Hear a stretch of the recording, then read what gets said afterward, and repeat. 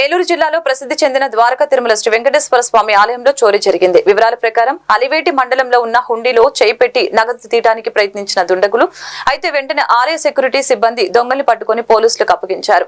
చింతలపూడి గ్రామానికి చెందిన దుడ్డి పవన్ కుమార్ వయసు 28 సంవత్సరాలు ద్వారకా తిరుమల ఆలయంలో హుండీ చోరీకి పాల్పడ్డారని ఇతనిపై ద్వారకా తిరుమల పోలీస్ స్టేషన్లో కేసు నమోదు చేసి దర్యాప్తు చేస్తున్నారు.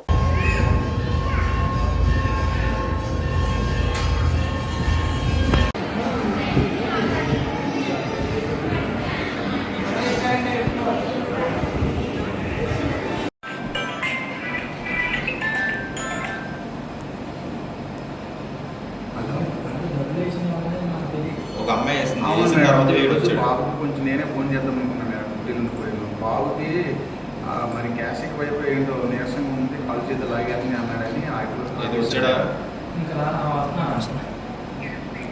అవును మేడం, ఖర్చు పట్టుకునే రేపు వచ్చేస్తాను.